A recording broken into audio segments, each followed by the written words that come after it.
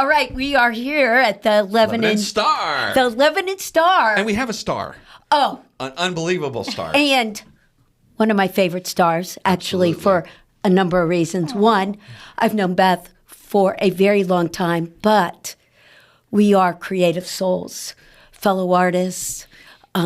She thinks out of the box. She's just, her creativity just exudes so much power and energy that I absolutely love. And so when we were thinking about individuals to come and speak and be a part of our podcast, you're one of the first names. But John, you and I, one of the first names that came to say, we have to have Beth come and have her share her stories, your passion, your life, because you exuberant joy, and it comes out in the works that you turn around and do. Yeah. Yeah. So for those of you who don't know Beth Gully, Beth, tell us a little bit about yourself. Let's see, where do I start? You know what? So much. It is, because when somebody asks me that question, I'm like, where do I go? Where's Born in D.C. Where's the beginning? So you were born where? In D.C. You Washington, were? D.C. Yes. That is new. Did not know that. Yes. Yeah. So the big city, and then kind of worked my way around the country and came back. We landed here in Westchester area and then eventually moved out here to Lebanon. Why'd you move to Lebanon?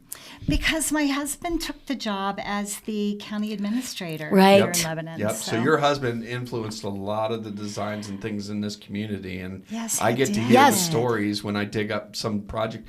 Dave Gully's name's on it. I know. But that's not who you are. That's your husband. No, that's my husband. But that's what brought you here to then create your own sense of being and what you do. Yes. So tell us a little bit about some of that. So my career was always in graphic design. Yeah. And I went to school for graphic design. And I thought that was my be-all, end-all. Yeah. And designing logos for communities and for churches and businesses. I thought I'd be doing that until the day I died. And I've learned that God has a different purpose for me. Mm-hmm. And I found that while I was a graphic designer, I would design my own Christmas card every year because that was something that I did for me. Yeah. Didn't have objectives or deadlines. Well, it did have a deadline.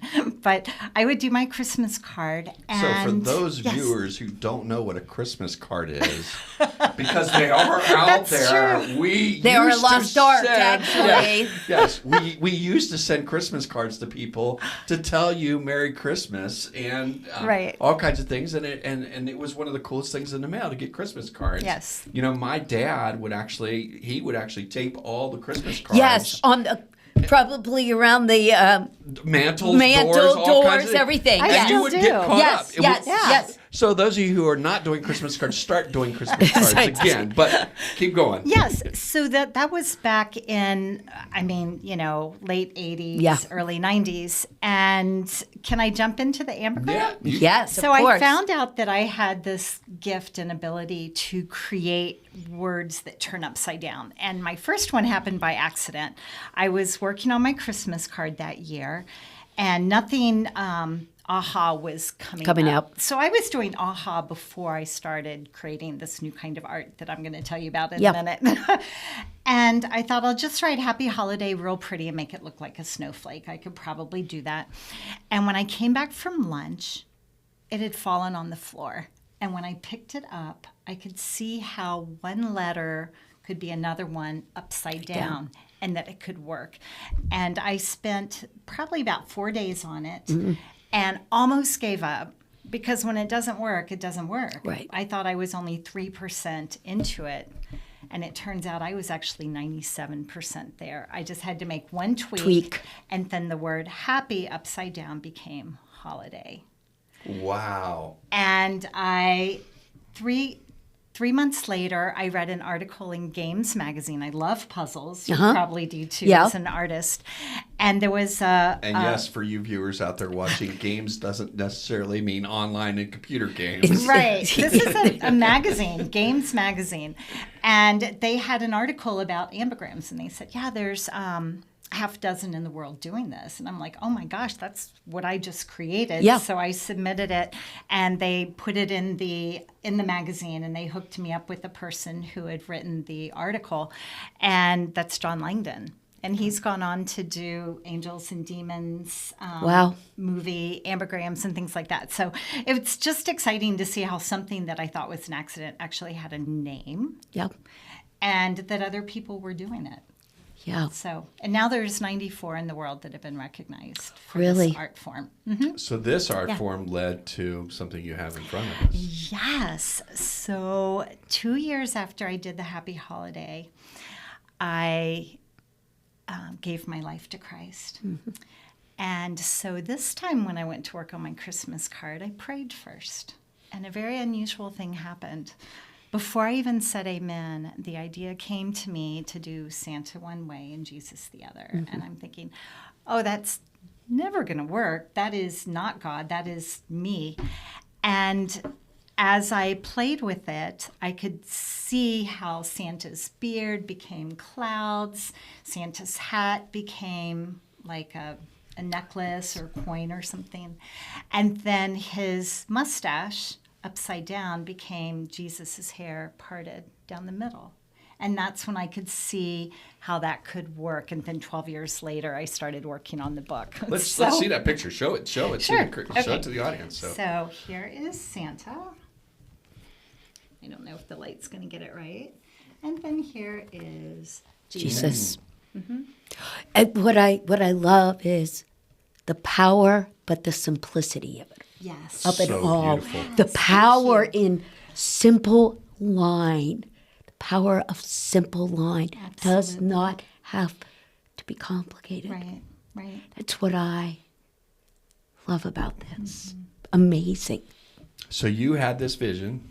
You did this, and then how did it become a book? Yeah. My next door neighbor loved this art, and we put it on magnets, coasters, anything and everything, let churches use it to promote Christmas.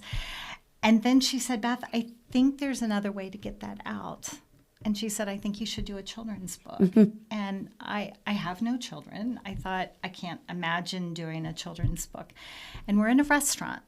And I grab a napkin. Mm-hmm. My best work happens on napkins. How about you? Mm-hmm. Oh, yeah, or placemat. Yes, kind of destroy napkins. Yes, and especially if they bring you crayons to the table. It's a beautiful thing, isn't it? Yes. So you're in a restaurant, and we're in a restaurant. Okay. I pull out a pen. I have a napkin. I draw 2 lines. I draw a squiggly horizontal line, and I draw an arc in the sky. Because if I'm doing a book about Santa, I'm going to have Santa and the reindeers flying over the town.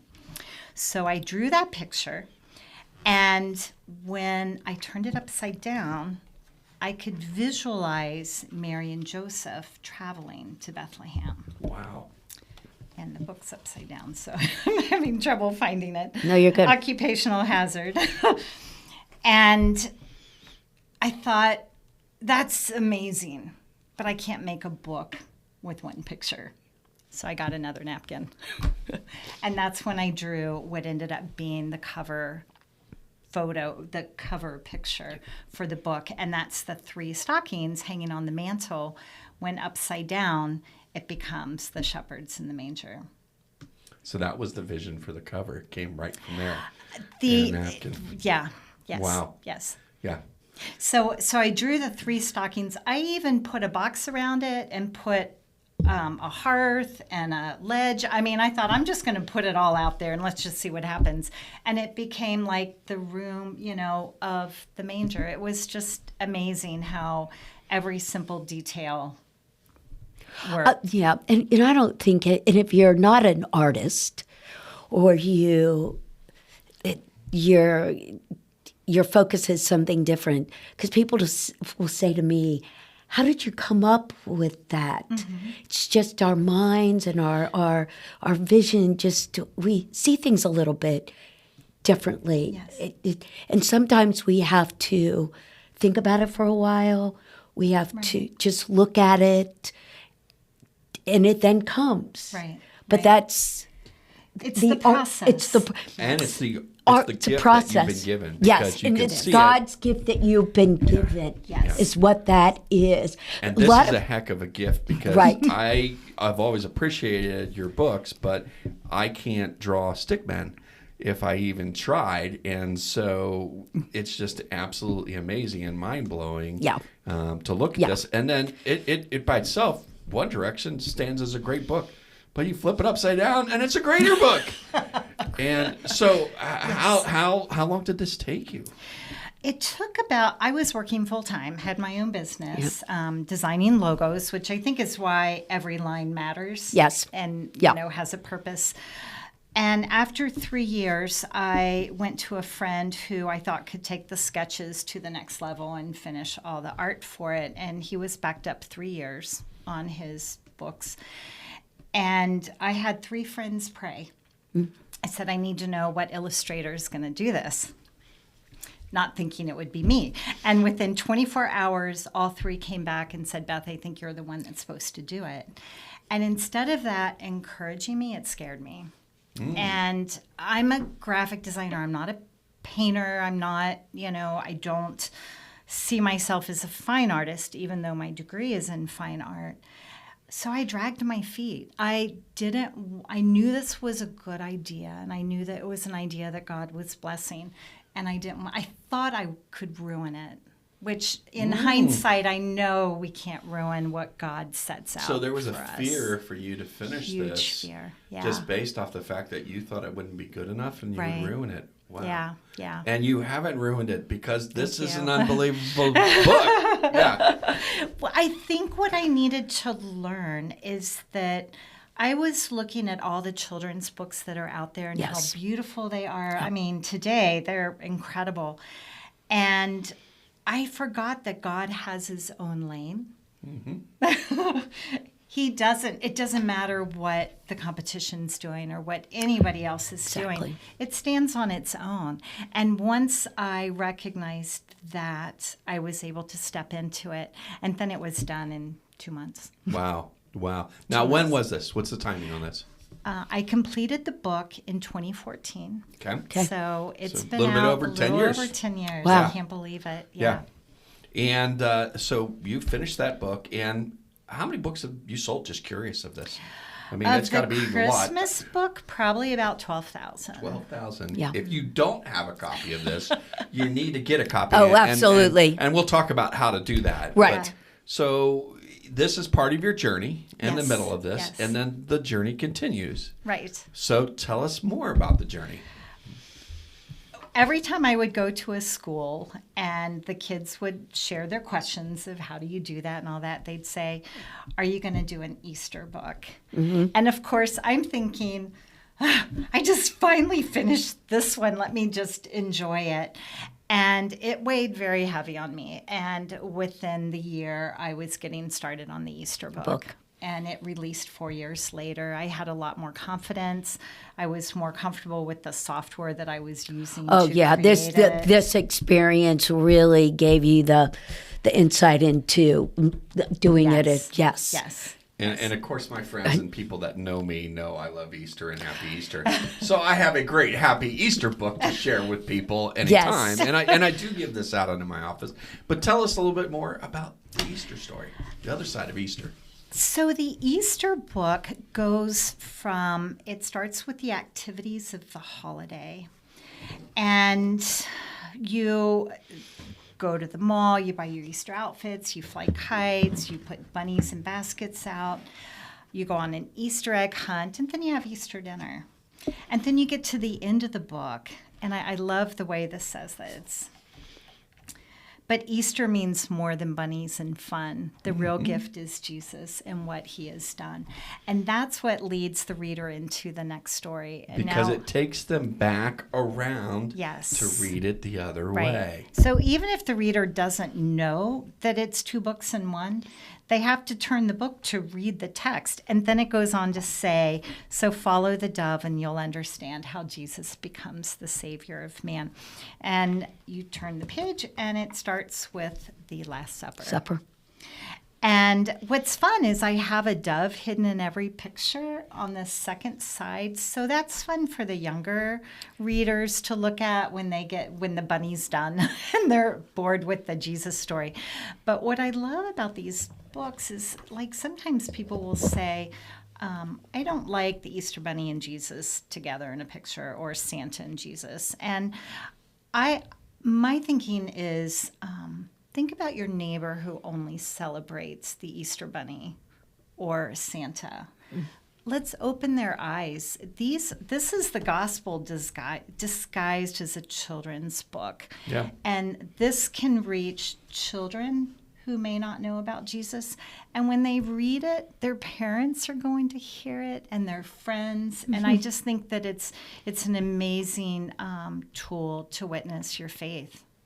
It is an And learn unbelievable about tool. God. For God's- someone to begin to experience the faith Yes. that may not have had that in their lives and their backgrounds and growing up, that you provide them, to me, a very safe, beautiful, safe place to do it. Yes. Thank you. And the story, the way it's told, is unbelievable. Yeah. You've been able to bridge both worlds. Yes, And exactly. it just does it so fantastic. Yeah. Now, the other thing that I like to say about your books, and this is, we're not taking the face part in this conversation, but I think that, I found that when reading books to my kids, now they're older, but I did get to do that. And one of the greatest gifts, if you don't read with your kids, read with your kids. But, one of the things that's kind of really cool is kids love when you turn the book upside down.